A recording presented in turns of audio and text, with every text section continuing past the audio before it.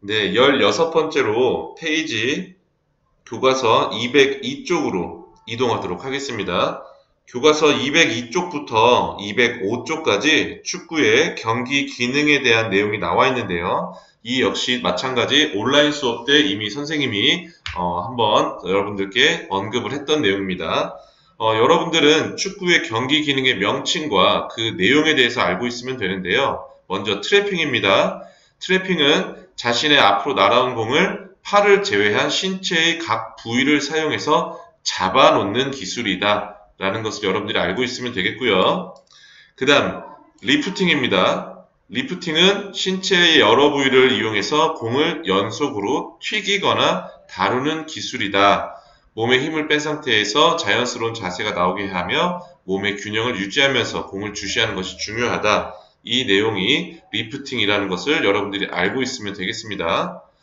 그 다음 드리블은 발을 사용해서 공을 다루면서 이동하거나 상대 선수를 따돌릴 때 사용하는 기술이다 라는 내용이 나와 있고요. 그 뒤에 나와 있는 설명들도 여러분들 함께 확인해 보시면 되겠습니다. 드리블에는 그래서 아웃사이드, 발의 바깥쪽으로 하는 드리블, 인사이드, 발의 안쪽으로 하는 드리블이 있다. 이런 내용들도 같이 설명을 드렸던 것 같습니다. 자, 그리고 이번엔 헤딩입니다.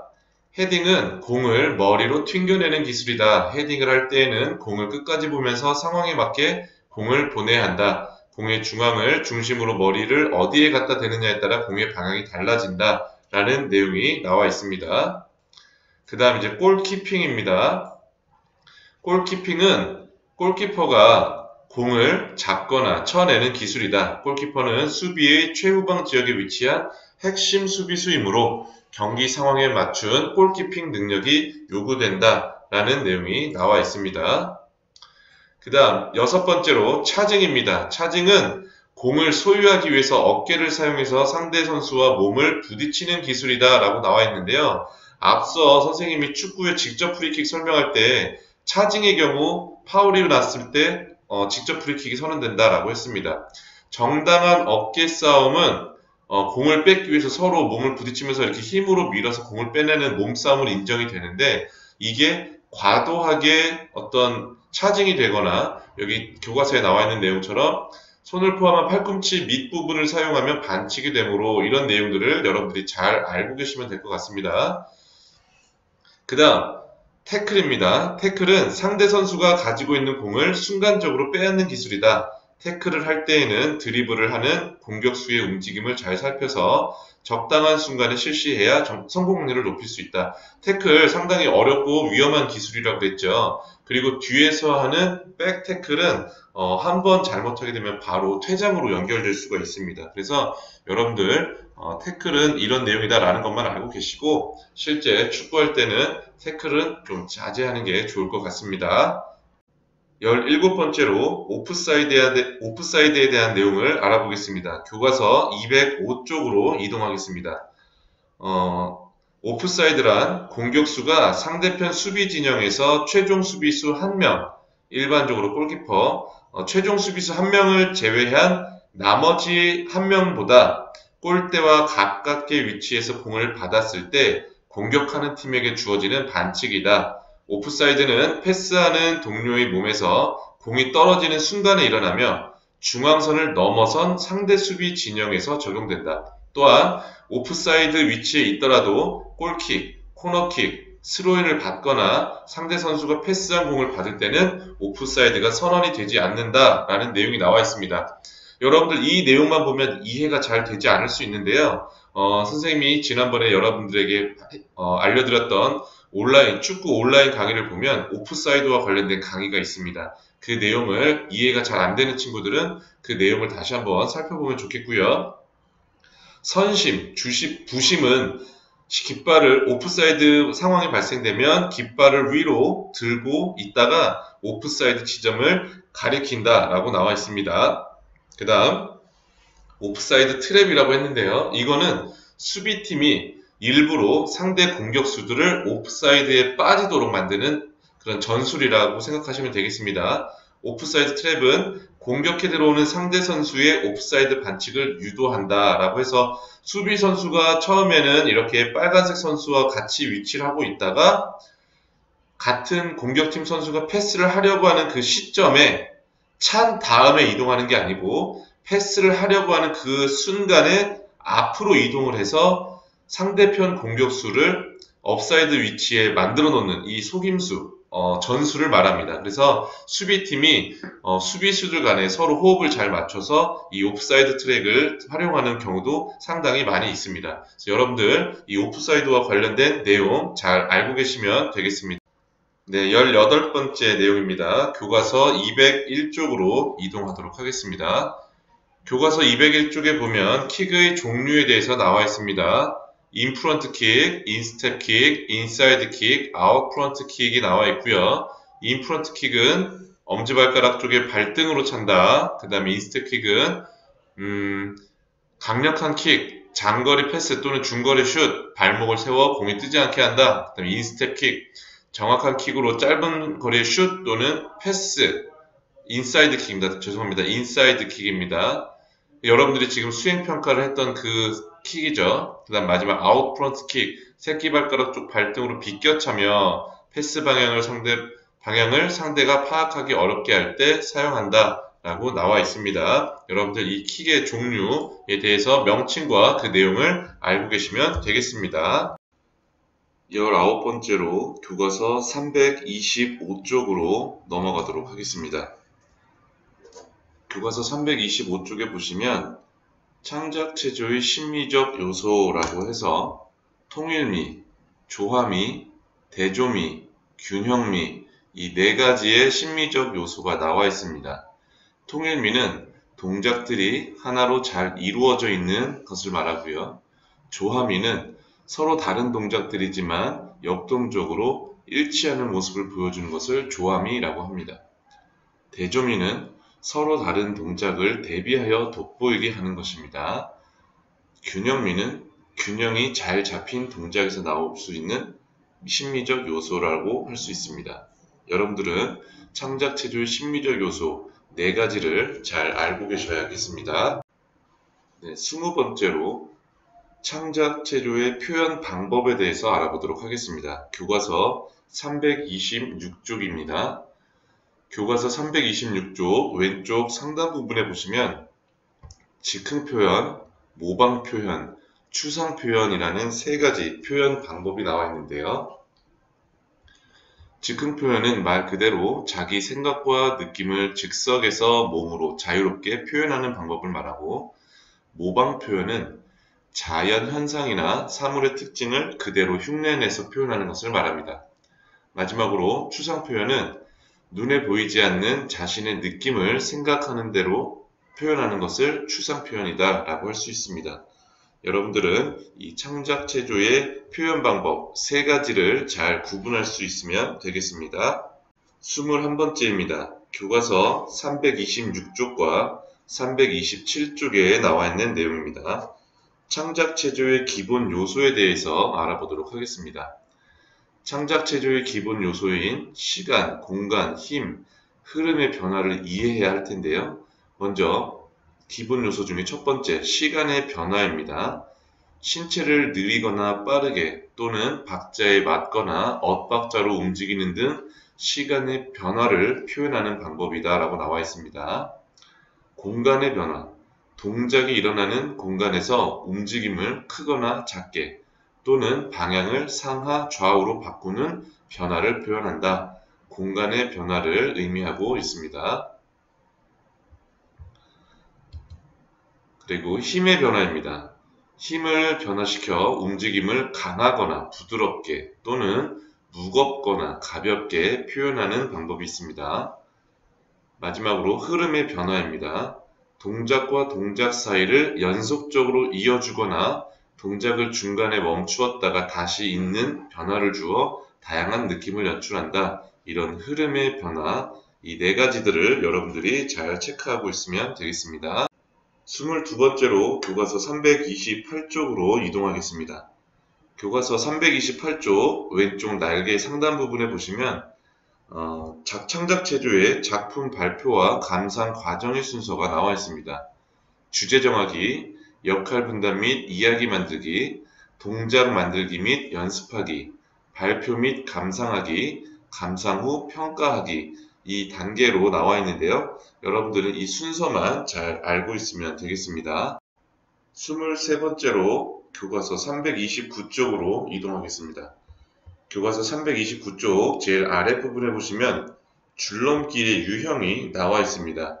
개인 줄넘기, 2명이서 하는 2인 줄넘기, 여러 명이서 하는 긴 줄넘기, 그 다음 서로 다른 줄넘기를 하는 복합 줄넘기, 그리고 오른쪽에 보면 쌍줄넘기라고 해서 더블 더치라는 내용이 나와 있습니다. 두 사람이 두 개의 긴 줄을 양손에 잡고 반회전의 차이를 둔 채 돌리고 한 명 또는 두 명이 그 안에서 줄을 넘는 방법이다.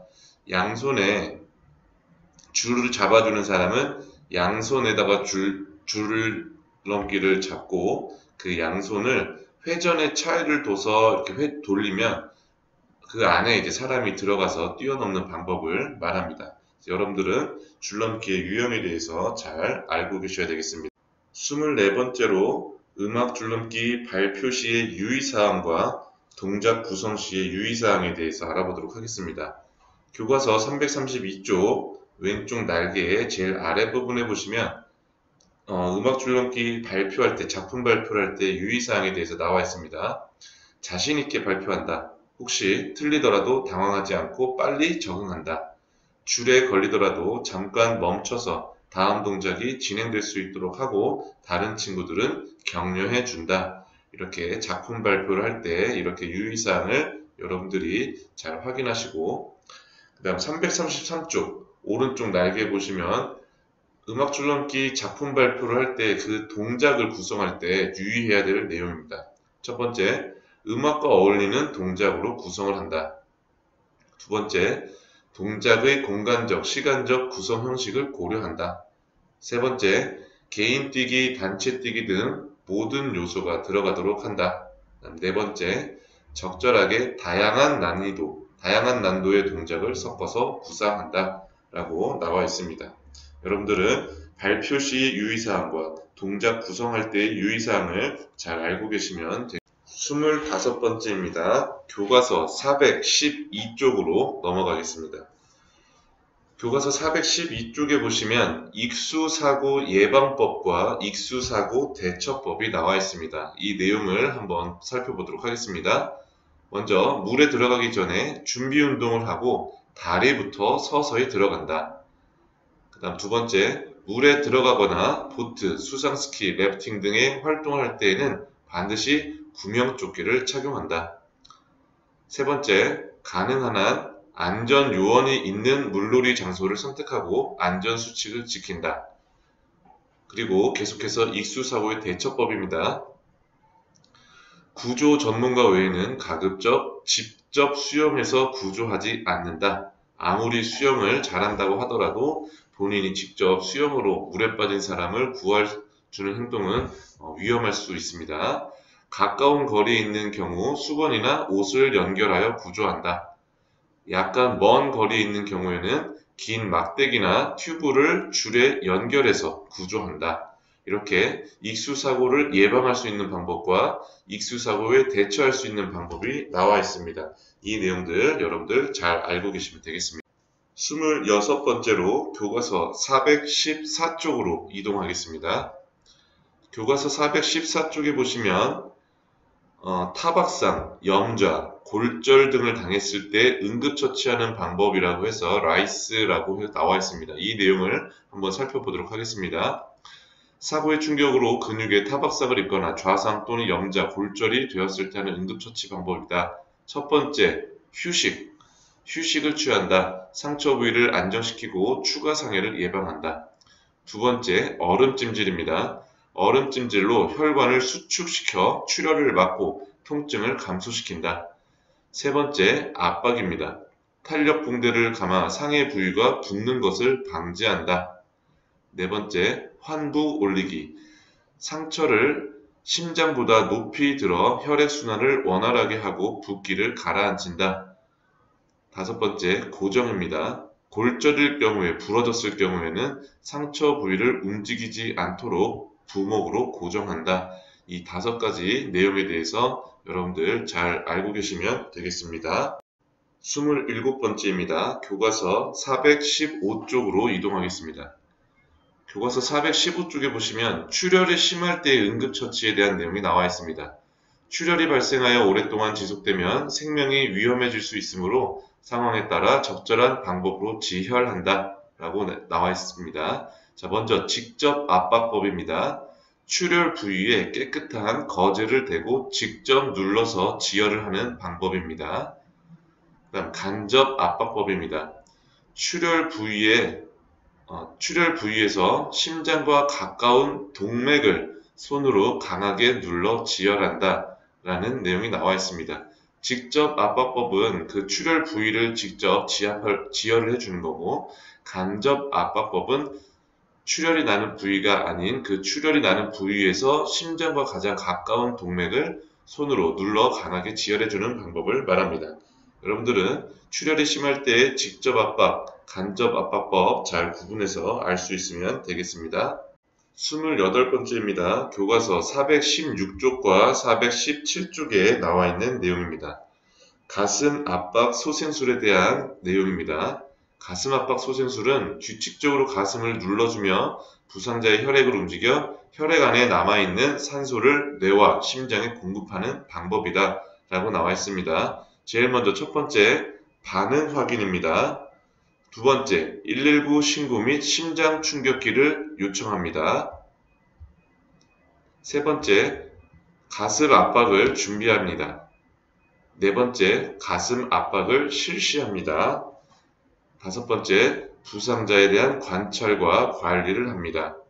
여러분들 다시 한번 이 내용 보겠습니다. 반응 확인을 하고 119 신고 및 심장 충격기를 요청을 하고 가슴 압박을 준비하고 가슴 압박을 실시하고 마지막으로 부상자의 관찰 관리, 이 순서를 여러분들이 잘 알고 계시면 되겠습니다. 29번째입니다. 교과서 416쪽 아랫부분에 나와 있는 내용입니다.